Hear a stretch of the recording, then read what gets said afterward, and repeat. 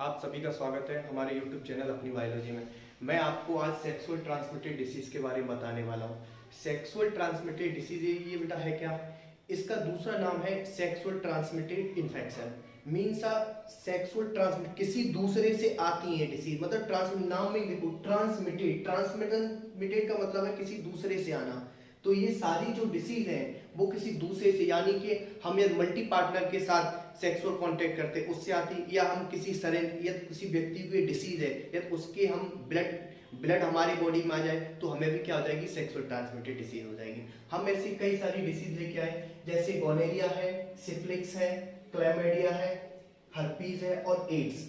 ये ऐसी डिसीज है जो आमतौर पर एग्जाम में पूछी जा रही है। आप 10th में ले लीजिए ह्यूमन रिप्रोडक्शन में, फिर आप 12th क्लास में ले लीजिएगा, नीट लेवल पे यही सारी डिसीज आती हैं जो मैं लेके आया हूँ। देखो बेटा, गोनेरिया, सिफिलिस और क्लैमिडिया, गोनेरिया, सिफिलिस और क्लैमिडिया, इन लोगों के सिम्टम्स क्या है, सेम ही सेम है, लेकिन हमने एक एक ऐसा सिम्टम्स निकाला है जो सब में क्या है बेटा, डिफरेंट है। और ये किससे होती है? इनको बैक्टीरिया कॉज करता है, वायरस कॉज करता है, या प्रोटोजोआ कॉज करता है, या बेटा कौन कॉज करता है, या फंजाई कॉज करती है। तो देखो, गोनेरिया, सिफिलिस और क्लैमिडिया ये क्या है, बैक्टीरिया से होने वाली डिसीज है। कौन कौन सी बेटा? गोनेरिया, देखो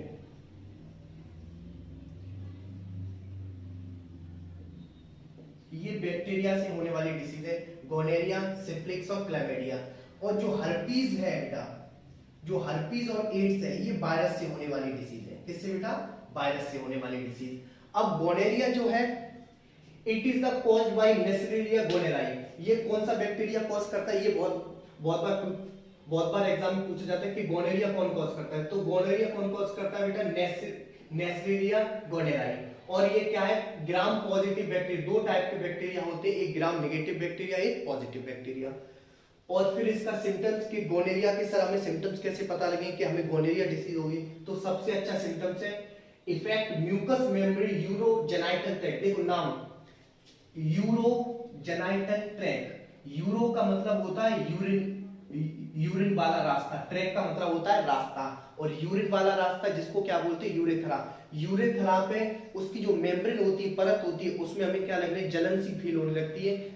ठीक है, तो तुम्हें कौन सी डिसीज समझ लेना आप, हमें कौन सी डिसीज हो रही है, गोनेरिया डिसीज हो रही है। दूसरा सिफिलिस। सिफिलिस भी क्या है, आमतौर पे लोगों को disease, it is caused by Treponema pallidum. अच्छे से नाम, Treponema pallidum, Treponema pallidum. Syphilis caused by Treponema pallidum, ये भी बैक्टीरियल डिसीज है। इसका सिम्टम्स क्या है? It is damage the reproductive organ, skin, eye, bone, joint, etc. जैसे हमारा जो रिप्रोडक्टिव पार्ट है, विजाइना हो चाहे पेनिस हो, हमारे रिप्रोडक्टिव पार्ट की स्किन खराब हो जाए, या बेटा हमारी जो आई वगैरह, आई पे इफेक्ट पड़ने लगता है, ठीक है, हमें कम दिखने लगता है, और हमारी बोन्स भी क्या हो जाती है, वीक हो जाती है। ये कौन है बेटा? सिफिलिस डिसीज है। और क्या होता है कि बेटा इसमें जो सिफिलिस डिसीज है, विजाइना के थ्रू और पेनिस के थ्रू, मतलब वाइट बेटा क्या निकलता है, लिक्विड निकलता है, और बार बार निकलता है। तो आप लोग समझ लीजिए कि मतलब सिफिलिस डिसीज हो रही है। क्या हो रही है बेटा? सिफिलिस। और बेटा पेनफुल अल्सर होते हैं। क्या होता है बेटा? पेनफुल अल्सर का मतलब जानते हैं आप लोग, छाले। क्या होते हैं? छाले। तो ये भी क्या है, सिफिलिस डिसीज है। क्या है बेटा? Syphilis disease. और दूसरा है क्लैमिडिया। क्या है बेटा? थर्ड है हमारा क्लैमिडिया। पहला हो गया हमारा गोनेरिया, दूसरा हो गया हमारा सिफिलिस, तीसरा हो गया क्लैमिडिया। क्लैमिडिया भी ये बैक्टीरियल डिसीज है। कौन सा बैक्टीरिया कॉज करता है? Chlamydia trachomatis. क्या बेटा? Chlamydia trachomatis. आप नाम थोड़ा याद करें, सब में ही देखो, Chlamydia trachomatis, syphilis, Treponema pallidum, gonorrhoea, Neisseria gonorrhoeae, gram positive bacteria. Chlamydia है unusual fluid discharge from vagina and penis. मैंने आपको अनयूजुअल मतलब लिक्विड हमेशा निकलता रहता है, हमेशा निकले तो आप समझ लीजिए कि आपको डिसीज क्या है, क्लैमिडिया है। ठीक है, आप gonorrhoea bacterial disease, syphilis bacteria, chlamydia. अब हम लोग पढ़ते हैं वायरस डिसीज। वायरस डिसीज आमतौर पर दो ही तरह के होते हैं। ठीक है, बहुत सारे होते हैं, जैसे बेटा एचपीवी, ह्यूमन पेपिलो वायरस, ये भी है, लेकिन आमतौर पर जो लोगों में देखी गई है तो हर्पीज और एड्स। हर्पीज और एड्स, हर्पीज क्या है? It is the caused bye simple herpes.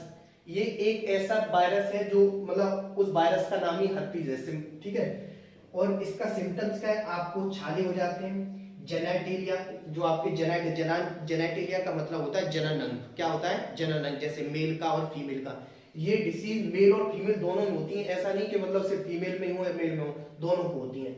Also affect on infant of eye, जैसे यदि आपको हर्पीज है, फिर आपने रिप्रोडक्शन किया और क्या फीमेल प्रेग्नेंट है, उसके बाद जो भी बच्चा पैदा होगा तो उसकी आई क्या होगी? खराब होगी, या उसकी आई क्या होगी? आंखों पे क्या पड़ेगा? इफेक्ट पड़ेगा। तो ये जो छोटी छोटी बीमारी है, इनको आप छोटा ले लीजिएगा, बहुत ज्यादा ये बाद में जाके बहुत नुकसानदायक होती हैं। यदि आपको पहला सिम्टम पता चल गया तो आप जाके सीधा पैथोलॉजी पे जाए, टेस्ट कर, इसके कई सारे टेस्ट होते हैं बेटा, एलिसा टेस्ट है, पीसीआर टेस्ट है, ये कई सारे टेस्ट होते हैं। ठीक है, अब आप लोग समझिएगा एड्स। एड्स क्या है? एड्स की तो फुल फॉर्म आपको पता है, acquired immune deficiency syndrome. AIDS cause करने का वायरस क्या है? HIV, human immunodeficiency virus.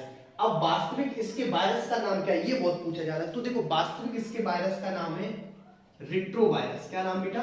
Retrovirus. Retrovirus. HIV के वायरस का क्या नाम है? रिट्रोवायरस।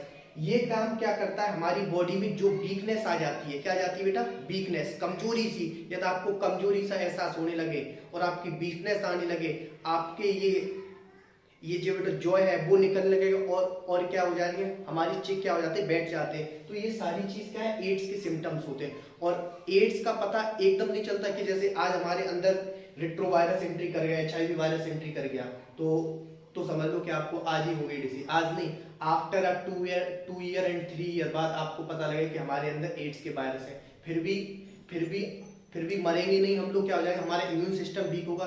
एड्स का वायरस क्या करता है? एकदम व्यक्ति को नहीं मारता है, धीमे धीमे मारता है, क्योंकि वो क्या करता है? आगे इम्यून सिस्टम को वीक करता है, प्रतिरोधक क्षमता को वीक करता है। उसके बाद हमें, जब हमारी बॉडी में प्रतिरोधक क्षमता कम हो जाएगी, तो फिर हमें और ज्यादा जो बीमारी है छोटी मोटी, वो भी हमें कवर कर लेंगे। तो व्यक्ति की प्रतिरोधक क्षमता यानी कि इम्यून सिस्टम क्या होना चाहिए? मजबूत होना चाहिए। और बेटा ये सारी डिसीज होती कैसे हैं आपको पता है? ये सारी डिसीज कैसी होती है बेटा? सेक्सुअल ट्रांसमिटेड डिजीज, यानी कि मल्टी पार्टनर के साथ। यदि कोई व्यक्ति सिंगल लोग के साथ ये सेक्सुअल कांटेक्ट बार बार कर रहा है तो उसे कभी ये सेक्सुअल ट्रांसमिटेड डिसीज नहीं होगी। यदि कोई व्यक्ति मल्टी पार्टनर के साथ सेक्स कांटेक्ट कर रहा है तो उसे क्या हो जाएगी? ये सारी डिसीज हो जाएगी। और दूसरी क्या होता है कि किसी व्यक्ति को डिसीज है, जैसे एड्स है, अब उसका ब्लड तुम्हारी बॉडी में आ गया, जैसे तुम सेविंग बनवाने गए तो उसी ब्लड से उसने यूज किया, तो मतलब वो व्यक्ति जिसको एड्स था वो कट गया, और तुमने भी यही करवा लिया, तो उसका ब्लड क्या आ गया? तुम्हारी बॉडी में आ गया, यानी कि ब्लड ट्रांसफ्यूजन हो गया। तो मैंने बोला नहीं, ट्रांसमिटेड, यानी कि कोई चीज ट्रांसफर होती है एक से दूसरे में, दूसरे से तीसरे में। ठीक है, और अभी हमने देखा वर्ल्ड में बेटा, संसार में सब 374 मिलियन सेक्सुअल ट्रांसमिटेड डिसीज देखी गई है। कितनी बेटा? पर ईयर देखी जाती है। ठीक है, अभी ये मैं आपको बायोडाटा 2022 का बता रहा हूँ। 374 मिलियन मतलब सेक्सुअल ट्रांसमिटेड डिसीज अभी तक हो चुकी है, लेकिन इनमें से समझ लो, इनमें से 2.5 मिलियन ओनली 3 डिसीज है, गोनेरिया, सिफिलिस और क्लैमिडिया। एड्स के भी पेशेंट अब कम मिल रहे हैं, लेकिन बेटा सबसे ज्यादा पेशेंट किसके मिल रहे हैं? गोनेरिया, सिफिलिस और क्लैमिडिया, क्योंकि इनके सिम्टम्स क्या है? एक जैसे सिम्टम्स है। क्या है बेटा? एक जैसे सिम्टम्स। और आपको मैं बताता कि एड्स और hepatitis B, it is a non curable disease. इनका कोई इलाज नहीं है, सिर्फ आप इसको रोक सकते हैं, वो भी दवाई वगैरह मेडिसिन लेके रोक सकते हैं, लेकिन इनका कोई इलाज नहीं है। मतलब आप अपनी प्रतिरोधक क्षमता दवाई खा के आप बढ़ा सकते हैं अपनी एज को। ये जैसे आपको 40 साल पे एड्स हो गया तो आप उसको दवाई खा के अपनी इम्यूनिटी बढ़ा सकते हैं, लेकिन क्या है? नॉन क्योरेबल डिसीज है। कौन सी? एड्स और हेपेटाइटिस बी। एड्स और हेपेटाइटिस बी। हेपेटाइटिस बी कैसे होता है आपको? यदि कोई व्यक्ति है अर्ली एज में यानी कि 18 है, 15 है और 16 है, यदि कोई अल्कोहल ड्रिंक करने लगे, क्या करने लगे? अल्कोहल ड्रिंक करने लगे, तो उसका लिवर है वो हो जाता है, वीक हो जाता है, तो उसे भी हेपेटाइटिस बी हो जाता है। और दूसरी बात यह, अर्ली एज में कोई सेक्सुअल कांटेक्ट करता है, बार बार सेक्सुअल कांटेक्ट करता है, तो बेटा उसे भी क्या हो जाता है? Hepatitis B. और ये क्या है, नॉन क्यूरेबल डिसीज है, हेपेटाइटिस बी और एड्स। बाकी ये सारी क्या है, गोनेरिया, सिफिलिस, क्लैमिडिया, हर्पीज, ये क्या है, क्यूरेबल डिसीज है, आप आसानी से आप इनका इलाज करा सकते हैं। और मेन चीज है आप अर्ली डायग्नोस कराया जाए। अर्ली डायग्नोस का मतलब होता है कि आपको जैसे ही सिम्टम मालूम पड़े आप तुरंत जाएं लैब में और लेबोरेटरी में जाके आप अपना चेकअप कराएं, तो उससे क्या होता है, वो क्यूरेबल डिसीज हो जाती है, आसानी से उसका इलाज हो सकता है।